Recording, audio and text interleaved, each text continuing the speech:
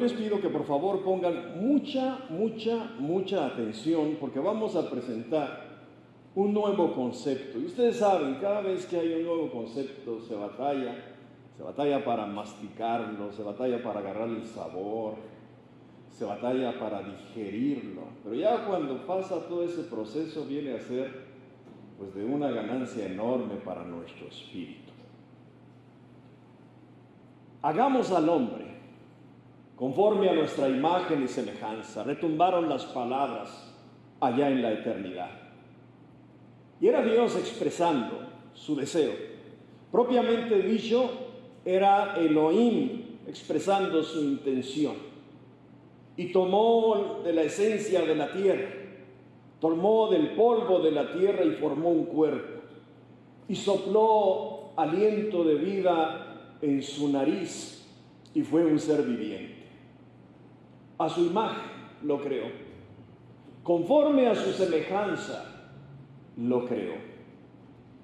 En el sentido de que el hombre fuese capaz de pensar, esa es la idea, de pensar, de discernir, de analizar, de poder concluir.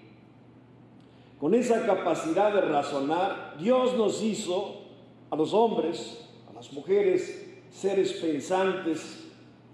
Pero hoy hay una palabra que quiero usar. Elohim nos hizo seres racionales, esa es la idea. Elohim nos creó seres racionales, dotados de razón, dotados del poder de abstracción, de la capacidad de razonar. Para que cuando ese Dios se autorrevelase a base de palabras, pues los hombres pudiésemos entenderlo.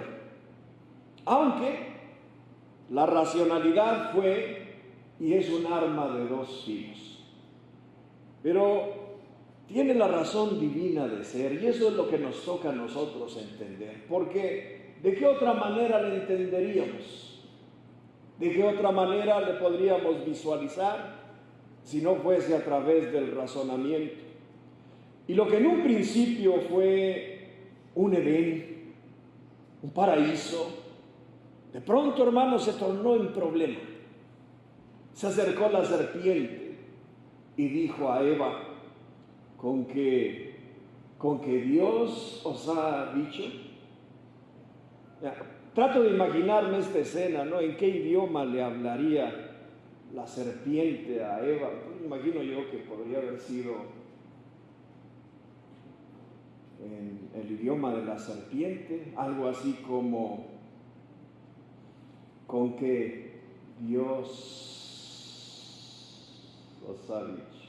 No, por supuesto que no, tienen que haber sido palabras entendidas, no importa el acento que haya usado, no importa cómo se lo haya dicho, sino lo que le dijo, es la serpiente acercándose a Eva, con que Dios os ha dicho. Sus palabras, ¿no? Su significado. Satanás ataca por medio del raciocinio, y la historia fue así, ¿no? Ya la sabemos. Dice la Escritura, allá en Génesis capítulo 3, versículo 6, dice, y vio la mujer, después de la incitación de Satanás, y vio la mujer que el árbol era bueno para comer. Está razonando. Y que era agradable a los ojos. Y árbol, mira, está evaluando. Árbol codiciable para alcanzar la sabiduría y luego la acción. Y tomó de su fruto y comió. Y dio también a su marido, el cual comió así como ella. ¿Y qué es lo que está pasando? Pues los seres humanos están escapando por la tangente. Están usando la racionalidad, pero la están usando mal. Sigue la historia. Después de que pecaron, después de que desobedecieron a Dios, después de que se rebelaron en contra de Dios tomando del fruto de aquel árbol prohibido, después de que pecaron, dice Dios, pondré enemistad entre tu simiente y la simiente de ella. Está hablando con Satanás. Simiente de Satanás contra simiente de la mujer. Luego ya más adelante, en el tiempo de Abraham, ya más adelante, Dios particulariza la idea de la simiente, pero ahora no es una simiente simplemente de la mujer, ahora es la simiente de Abraham. Por eso digo, está particularizando. Y le dice en Génesis capítulo 17, versículo 5, y no se llamará más tu nombre Abraham, sino que será tu nombre Abraham, porque te he puesto por padre de muchedumbre de gentes. Pero para que esta promesa fuese realidad, pues Abraham necesitaba tener hijos. Esa es la idea. Si lo va a hacer padre de muchedumbre de gentes, pues la promesa de Dios tiene esa racionalidad aplicada. Sí, diría Abraham, si Dios me va a dar que sea padre de muchedumbres, pues necesita primero darme hijo. Pues bien, dice Génesis capítulo 17, versículo 17. Entonces Abraham se postró sobre su rostro y se rió, y dijo en su corazón: ¿a hombre de 100 años ha de nacer hijo? ¿Qué está haciendo? Razonando. ¿A hombre de 100 años ha de nacer hijo? Y Sara, sigue razonando, y Sara de 90 años ha de concebir.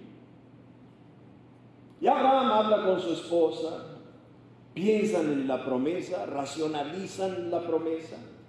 Yo creo que ese fue su error de ellos, racionalizar la promesa. Y están viendo, ¿no?, la viabilidad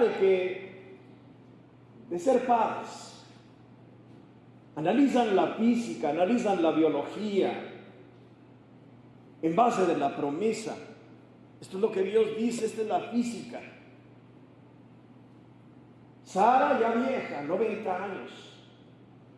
Aparte de estar grande de edad, es una mujer que ha sido estéril toda su vida, no ha podido concebir.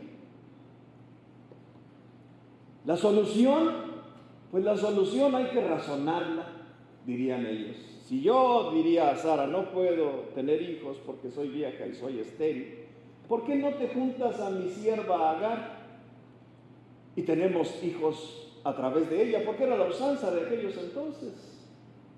Se podía tener hijos con las concubinas. Y sí, Abraham se acerca a Agar, queda embarazada, al tiempo tiene un hijo, y este hijo le ponen por nombre Ismael. Y pregunto yo, ¿es el hijo de la promesa? No. Al tiempo Dios se manifiesta y le dice que en un año, en ese momento estarse manifestando otra vez a Abraham, a un año de ese tiempo, Sara tendrá un hijo. Génesis capítulo 18, versículos del 10 en adelante, donde dice así: entonces dijo, de cierto volveré a ti, y según el tiempo de la vida, he aquí que Sara tu mujer tendrá un hijo. Y Sara escuchaba la puerta de la tienda que estaba detrás de él. Y Abraham y Sara eran viejos de edad avanzada, y a Sara le había cesado ya la costumbre de las mujeres. Se rió pues Sara entre sí diciendo: después que he envejecido, ¿tendré deleite? Siendo también mi señor ya viejo. Razonando. Entonces Jehová dijo a Abraham: ¿por qué se ha reído Sara diciendo, será cierto que he de dar a luz siendo ya vieja? ¿Hay para Dios alguna cosa difícil? Y al tiempo señalado volveré a ti, y según el tiempo de la vida, Sara tendrá un hijo. Y sucede, ¿no? Sucede. La mujer vieja queda embarazada, la mujer estéril tiene un hijo. Pregunto, hasta aquí, forma de introducción. Pregunto, ¿Racional o irracional? Esa es la idea. Irracional. Esto es irracional. Y esta palabra irracional significa opuesto a la razón. Y también significa fuera de la razón. Por eso hablamos de la irracionalidad. Y Abraham tiene un hijo de Agar. Tiene un hijo de Agar, Ismael. No es el hijo de la promesa. El hijo de la promesa viene por su mujer, por la mujer vieja, por la mujer estéril. Y tiene un hijo llamado Isaac. Y trato de imaginarme la escena, ¿no? Trato de imaginarme yo a Dios hablando con Abraham, diciéndole: ¿cómo va todo, mi siervo Abraham? ¿Estás contento con tu hijo? Y Abraham le podría haber dicho: oh sí, Señor, míralo ya creciendo, él es fuerte, se parece a su padre, tiene los mismos ojos de su papá, tiene los mismos rasgos de su papá, ¿no? Porque los padres nos queremos ver en nuestros hijos. Bien, y es inteligente el muchacho. Bárbaro, es el más inteligente de toda la cuadra. Buen muchacho el hijo que me regalaste, Señor. ¿Estás contento, Abraham? Muy contento, Señor. Muy bien, sacrifícalo a mí. Llévalo al altar, construye un altar, llévalo ahí y lo degüellas. Córtale la garganta. Y dice la escritura que Abraham enarboló los animales al siguiente día. Le dijo a su hijo: ven, hijo, vamos a hacer sacrificio al Señor. Luego salieron y luego les dijo a sus siervos: ustedes espérenme aquí, solamente subiremos el muchacho y yo, y allá arriba, creo yo, ya tendría listo un altar, yo no sé, construyó un altar de piedra, yo no sé. Pondría la madera seca sobre el altar, pondría el muchacho sobre el altar y lo toma de una forma para abrirle la garganta. Y ya cuando estaba listo de sacrificar al muchacho, el Señor nuestro Dios le puso un alto. Ahí, Abraham, para hasta ahí. Y volteando estaba un animalito por ahí, trenzado entre las ramas, en unos arbustos. Dios provee el sacrificio. Son, hermanos, lecciones tremendas de fe. Y esto es lo que se debe entender. Esto es lo que se debe de entender. ¿Y qué se debe de entender, hermano Estrada? Que la fe es irracional. Pero no es la única lección de la fe irracional. Ustedes han de recordar, y este es un sermón temático, ustedes han de recordar al pueblo de Israel en el desierto, allá en Éxodo capítulo 32, versículo 1, cuando dice: viendo el pueblo que Moisés tardaba en descender del monte, se acercaron a Aarón y le dijeron: levántate y haznos dioses que vayan delante de nosotros, porque a este Moisés, el varón que nos sacó de la tierra de Egipto, no sabemos qué le haya acontecido. Literalmente, en el hebreo viejo dice: haznos Elohim que vayan delante de nosotros. ¿Y saben lo que estos hombres están haciendo?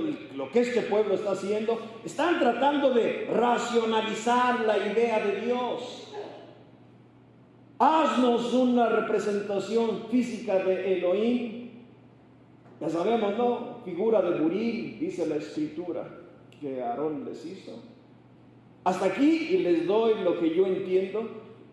Estos hombres no están pidiendo a Aarón que les haga una representación de algún dios egipcio, aunque los llevaban en sus corazones.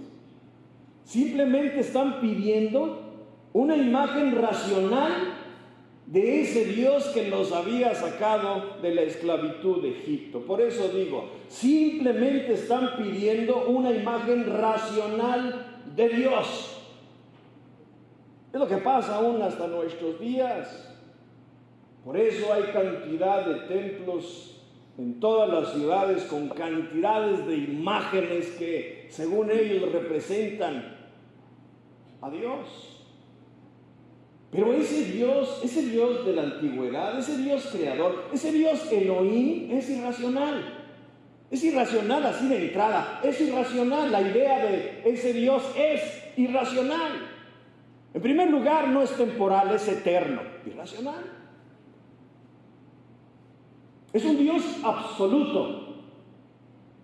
Es un Dios omnisciente, o sea que sabe todo lo que sucede, sabe todo lo que estás pensando, lo que estamos pensando, sabe todo lo que estamos diciendo, sabe las intenciones del corazón, sabe todo.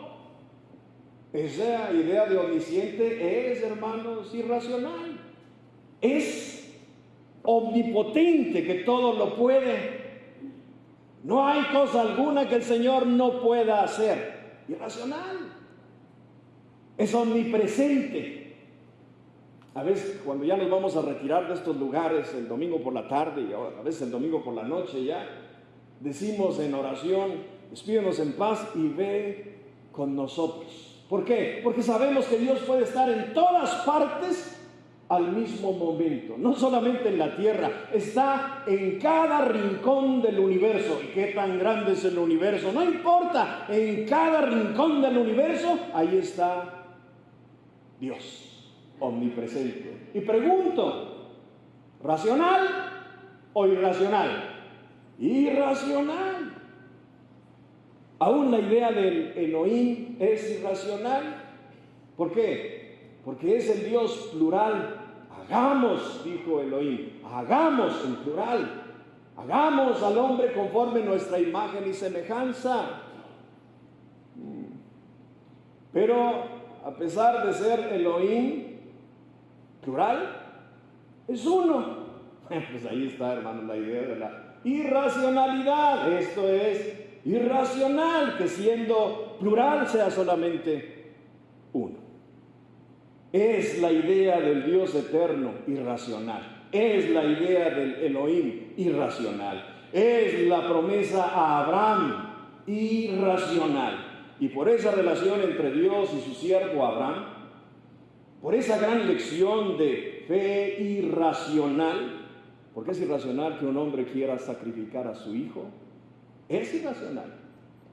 Abraham llegó a ser el famoso padre de la fe. Y hasta aquí yo hago la famosa pregunta, esa es la pregunta más cara en el mundo del cristianismo. Bueno, ¿y qué es fe? La contestación ya la sabemos, ¿no? Inmediatamente viene a nuestra mente. Hebreos capítulo 11, versículo 1. Es pues la fe, la certeza de lo que se espera, la convicción de lo que no se ve. Es, hermanos, fe irracional. ¿Por qué? Es aquello que espera, es la certeza de lo que se espera, todavía no llega, pero ya está en la certeza, irracional. Es la convicción de lo que no se ve. Oye, eso no es racional, es irracional. Volvemos a Abraham, su promesa. Abraham tuvo un hijo llamado Isaac. Isaac tuvo un hijo llamado Jacob, al cual se le cambia el nombre a Israel. Israel tiene 12 hijos y cada uno de ellos es el padre de una de las 12 tribus. Y luego van a dar a Egipto por causa de la hambruna. Y otra vez la historia ya la sabemos. Pues Dios saca al pueblo de Israel de la esclavitud de Egipto. Cada plaga, hermanos, cada plaga era para convencer al faraón de una idea irracional. Hasta parece paradójico, ¿no? Una idea irracional. Pero cada plaga, seguramente Faraón y su corte quisieron racionalizarla. Les cayó la plaga de ranas y dijeron, no, pues este no es un milagro, porque ya en otras ocasiones hemos tenido plagas de ranas. Si vivimos en el delta del Nilo, lo que más abundan son las ranas. Sí, racionalizaron el evento. Más adelante, langostas, chapulines. ¿Cuántas veces no han llegado las plagas de chapulines y se han comido todas los sembradíos? lo que era una señal de parte de Dios, yo creo que también la racionalizaron, por eso no dejaban salir al pueblo de la esclavitud. Pero lo que derramó la copa fue, hermanos, la muerte de los primogénitos. La muerte de los primogénitos. Y esto, hermanos, es una muerte selectiva. Una muerte selectiva. Aunque se oye decir por ahí, ¿no?, que la muerte no discrimina porque se lleva a chicos y a grandes. Pero la muerte en aquel momento, la que fue enviada por Dios, fue una muerte selectiva. Solamente los primogénitos. Irracional, por supuesto.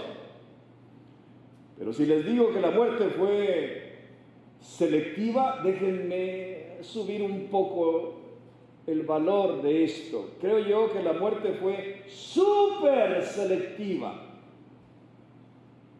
Porque la muerte respetó a los primogénitos de las casas, de las familias, en las casas donde la sangre de un animalito sacrificado estuviese sobre el dintel de las puertas y en los marcos. ¿Racional o irracional? Irracional. Y esto es lo que derrumba a Faraón. ¿Por qué? La sangre no estaba a las puertas de su palacio. Y les da permiso de que el pueblo salga y sale. El mar abierto es irracional. Caminar en medio, hermanos, de dos muros de agua, de dos paredes de agua, uno a la izquierda, el otro a la derecha, y que el pueblo vaya caminando por el medio pisando en seco, es, hermanos, irracional. Y luego cuando los egipcios dicen, si estos pasan, porque están racionalizando, esa es la idea.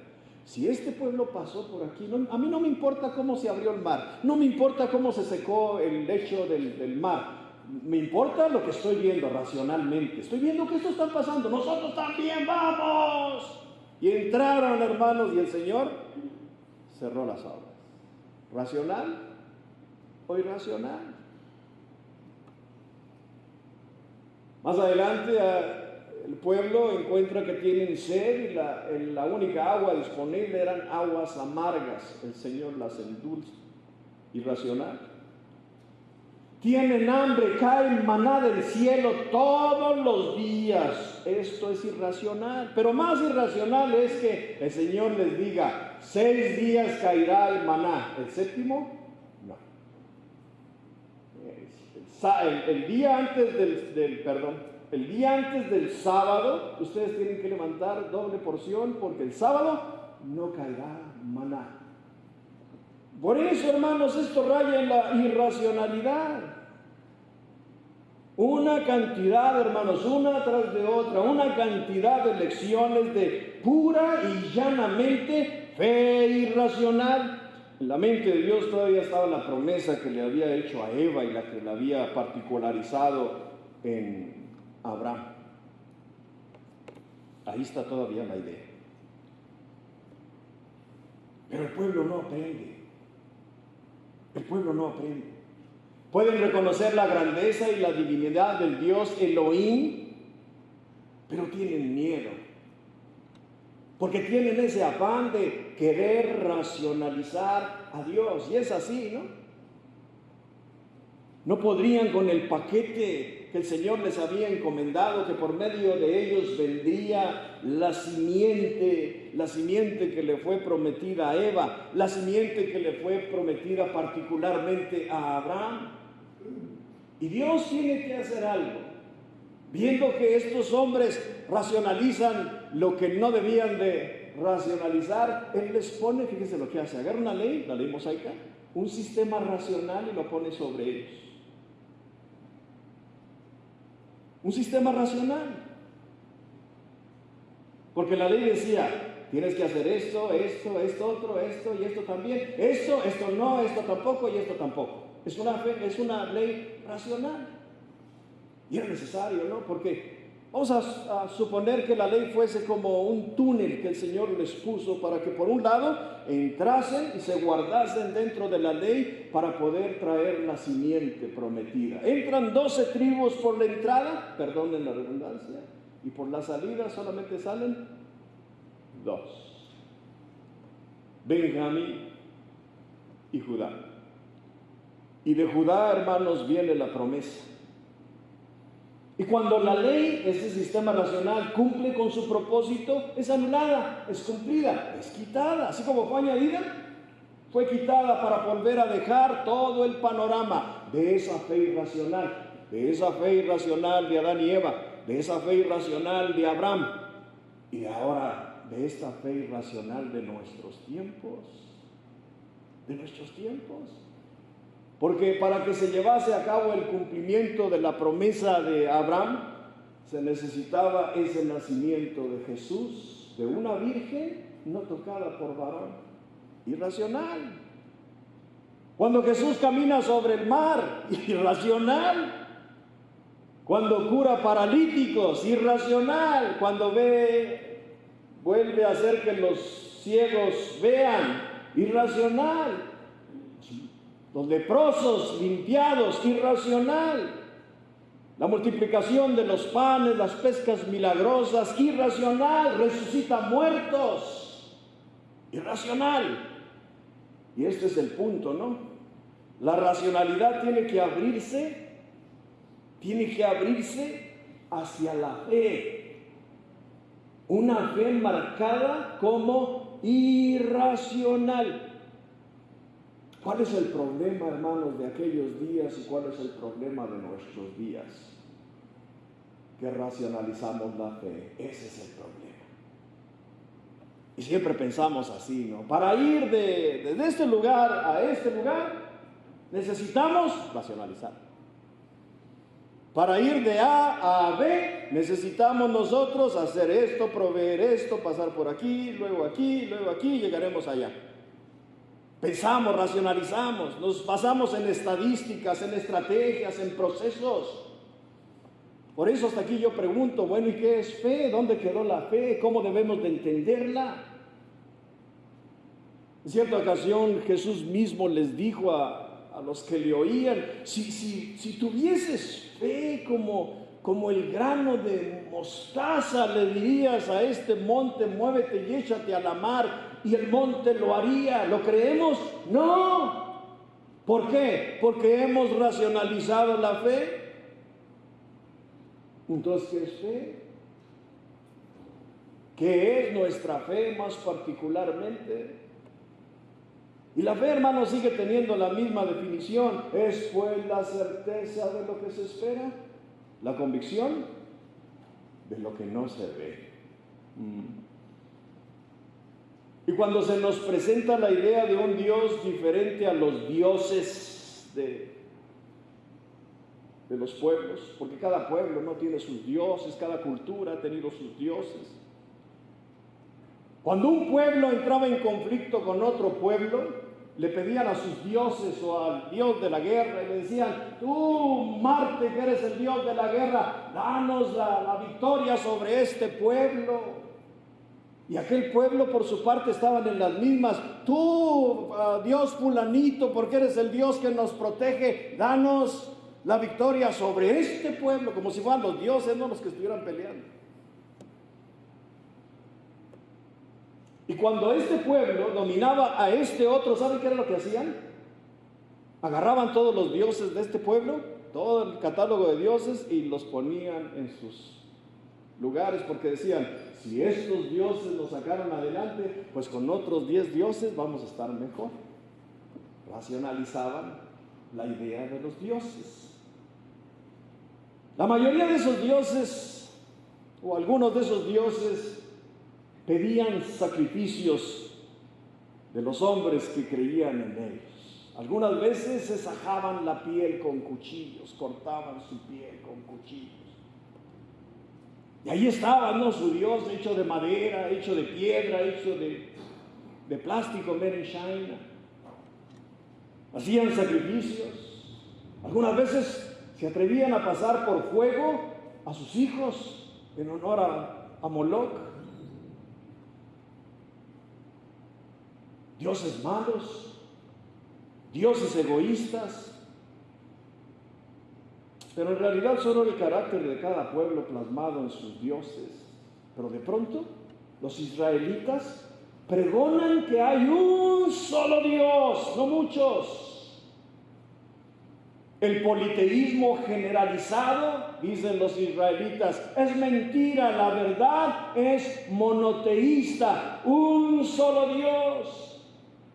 Tienen que quebrar con la racionalidad de aquellos pueblos.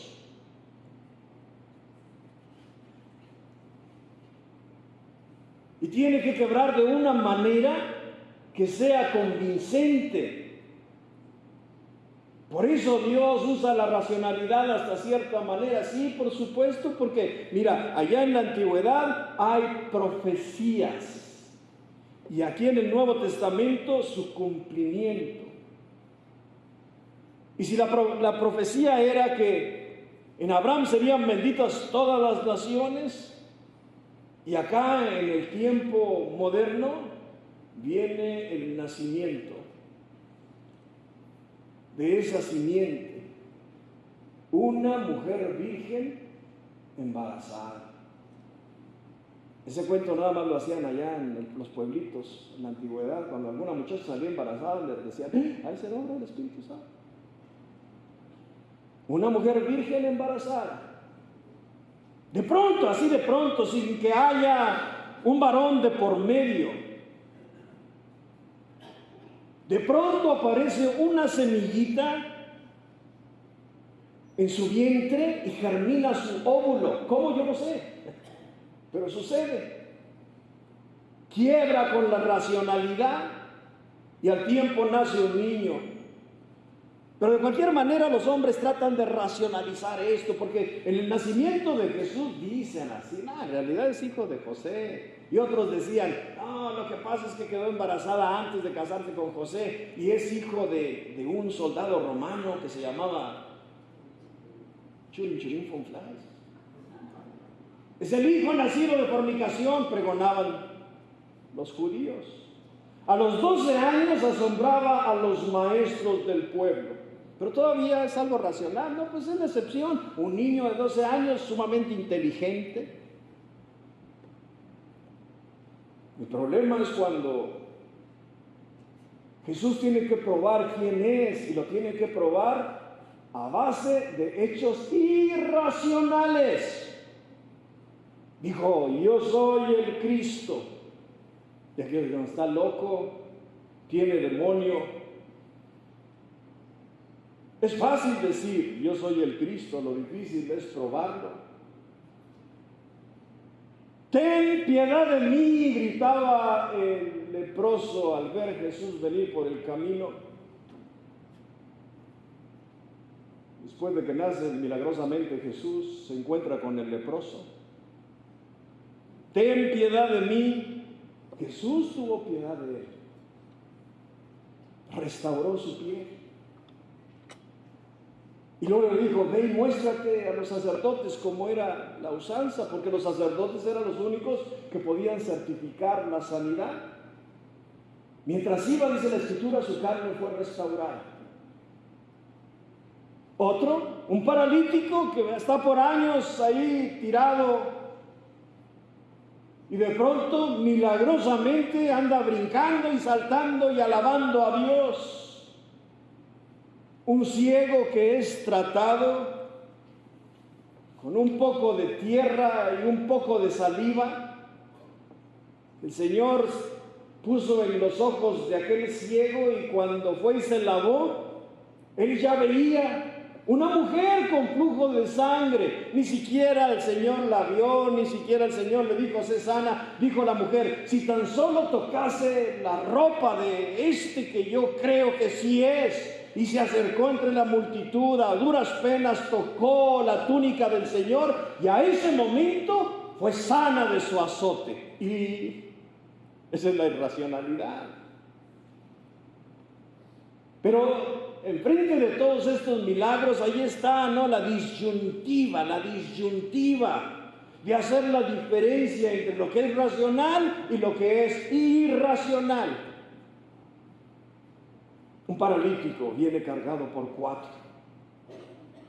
Lo llevan a los pies de Jesús. Y Jesús, al ver la fe de aquellos, le dijo al paralítico: tus pecados te son perdonados. Pero ahí estaban los escribas, ¿no?, los legalistas, y dijeron: ¿qué cosas dice este loco? Racionalizando la idea. ¿Qué cosas dice este loco? El único que tiene poder para perdonar pecados es Dios. ¿Quién puede perdonar pecados sino solo Dios? Pero Jesús estaba ahí precisamente para probar quién era Él, y Él sabía cómo estos cavilaban en su corazón. Y les dijo, fíjense cómo les dijo: ¿qué es más racional decir? ¿Tus pecados te son perdonados? ¿O decirle levántate? Decirle levántate sería irracional. Y usted sabe, no, irracional es opuesto a la razón, fuera de la razón. Pues para que sepáis que el Hijo del Hombre tiene potestad para perdonar pecados, le dijo al hombre que estaba paralítico: levántate, toma tu lecho y vete a tu casa. Y el hombre se levantó, sus músculos de pronto se regeneraron, su atrofiamiento se enderezó, su discapacidad no era más. Cada partícula, cada átomo de su problema físico, donde estaba su problema físico, obedeció el mandato del Señor Jesús. Y es así. Cristo no solamente es un buen maestro, y lo es. Cristo no solamente es un buen profeta, como dijo la mujer en el pozo, y lo es. Jesucristo no solo es el Mesías, y lo es. Pero Él es el creador, hermanos, es Dios creador, dice Juan capítulo 1, versículo 13. Todas las cosas por Él fueron hechas, y sin Él nada de lo que ha sido hecho fue hecho. Ese mismo poder del Dios del Génesis, del Elohim de Génesis, que decía: hágase, y las cosas se hacían. Cada estrella en el universo, cada planeta en el universo, toda la materia necesaria, hágase la luz, toda la energía necesaria, toda la composición de gases necesarios. Porque cuando Dios decía, la materia tomaba la forma de lo que el Señor mandaba. Pues en el cuerpo del paralítico está sucediendo exactamente lo mismo. Sus músculos obedecieron. Déjame ponerlo de esta manera: cada átomo de su cuerpo obedeció al mandato del Señor y se levantó, tomó su lecho, cargó su lecho, sí, lo cargó y se fue a su casa caminando. Lo trajeron cargándolo y el Señor lo regresa cargando el símbolo de su incapacidad, el lecho vacío.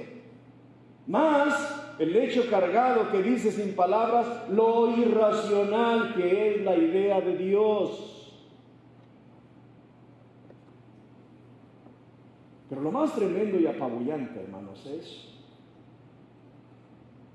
lo más maravilloso, hermanos, es su entrega, su pasión, los látigos cortando sus carnes, los golpes en la cabeza con una vara, en el rostro con puñetazos, la blasfemia, el dolor, el desprecio, la cruz sobre sus hombros, la corona de espinas clavada sobre su cabeza, los clavos, partiendo sus manos y sus pies, el sufrimiento, la muerte. ¿Es esa la imagen racional de un Dios? No, ese es el punto. Los hombres por miles de años hemos tenido la idea de cómo deben de ser los dioses. De hecho, los dioses, los ídolos, son manifestación del poder de racionalizar. Somos los hombres los que decimos al maestro: ¡Hey, maestro, hazme un Dios conforme yo te diga! Somos los hombres los que plasmamos de nosotros mismos en los dioses, en los ídolos. Aún en nuestros días así es la enseñanza, ¿no? Que estás enfermo, que no tienes novio y te quieres casar, a ponlo de cabeza. Que quieres ser rico, a otro. Es la misma idea, hermanos, es la misma idea.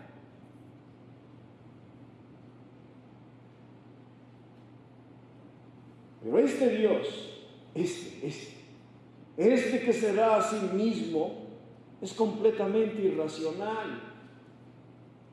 Y cuando resucita,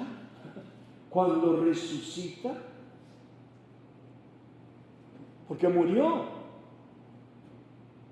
para eso le sirvió la herencia de María, el vientre de María para eso le sirvió, para tomar figura humana, para tomar carne y para poder morir en la cruz, porque era la única manera de morir en la cruz, si era humano. Pero luego, no solamente el cuerpo físico tomado de María se pone de pie cuando resucita. La muerte es vencida, irracional. Estuvo 3 días en la tumba, dice la Escritura. Yo creo que fue a la muerte a decirle: estás vencida. Estás vencida. Hacer realidad la profecía aquella que había dicho: y las puertas del Hades no prevalecerán contra ella, contra la iglesia. La muerte estaba vencida, Satanás estaba vencido. Todos estaban vencidos. Todo lo que se tenía que vencer, el Señor Jesucristo lo venció. ¿Racional o irracional? Irracional. ¿Por qué, hermanos, la muerte de un crucificado es totalmente racional? Ningún crucificado sobrevive. Pero la resurrección, hermano, la resurrección es irracional. La resurrección de un crucificado, irracional. La tumba vacía, irracional. La muerte vencida, irracional. La fe, hermanos, es irracional. ¿Por qué? Dios, el concepto de Dios es en mucho irracional. La eternidad es irracional. La promesa de Cristo hecha a ti es irracional. Pero la fe es así. No puede ser de otra manera. Por eso siempre la fe es así. Después la fe, la certeza de lo que se espera, la convicción de lo que no se ve. La fe, hermanos, es irracional. Oye, certeza de lo que se espera. Lo que se espera es aquello, todavía no llega, pero es la certeza irracional. Es la convicción de lo que los ojos no pueden ver, irracional. Mira, tenemos este maravilloso libro, le llamamos Biblia.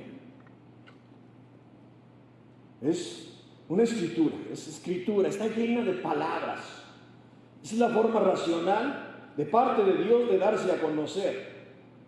Pero lo que Él dice de sí mismo y lo que Él dice que significa fe es completamente irracional. Es ahí, hermanos, es ahí cuando comprendemos esto, que la Biblia deja de ser un libro y se transforma en el Logos.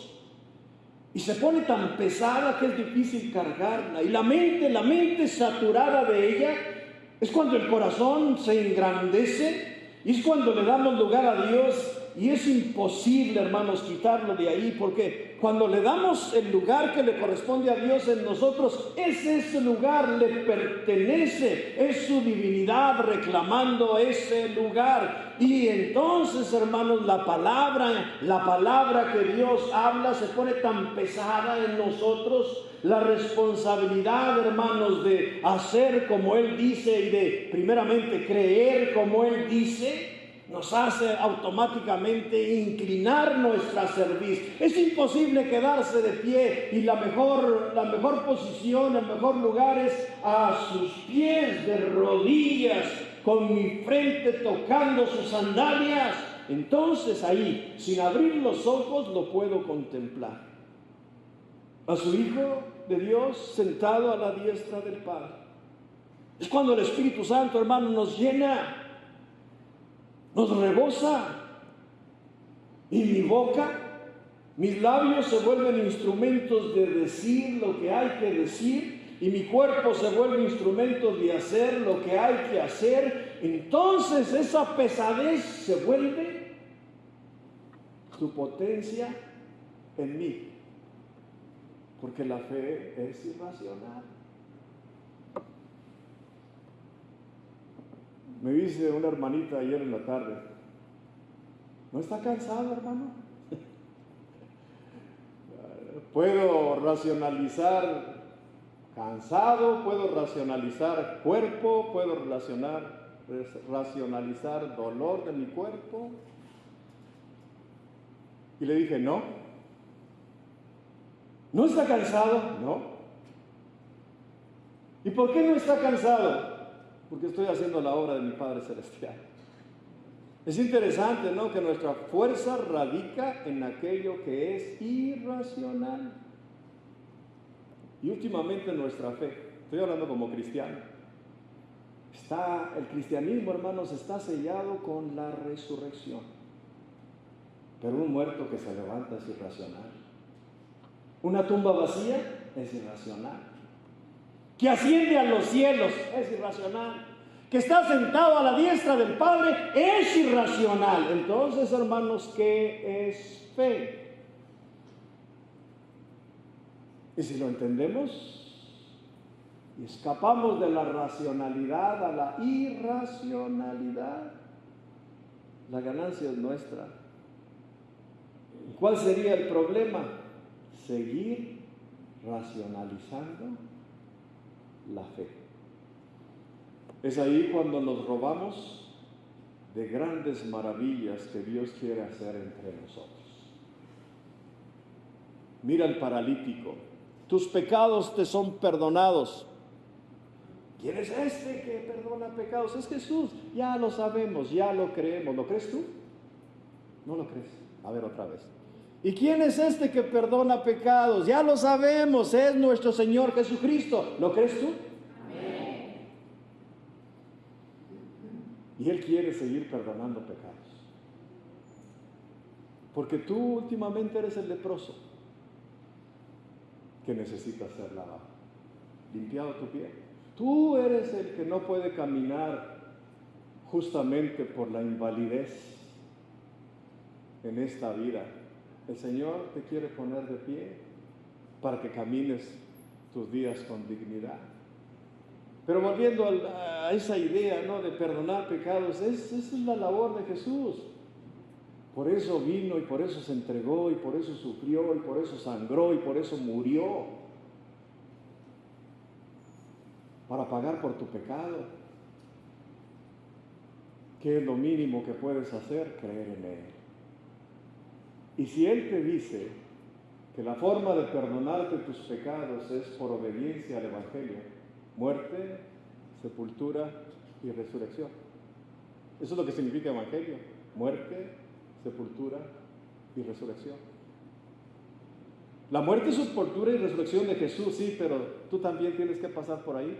Tienes que morir, ser sepultado, para que resucites a una nueva vida.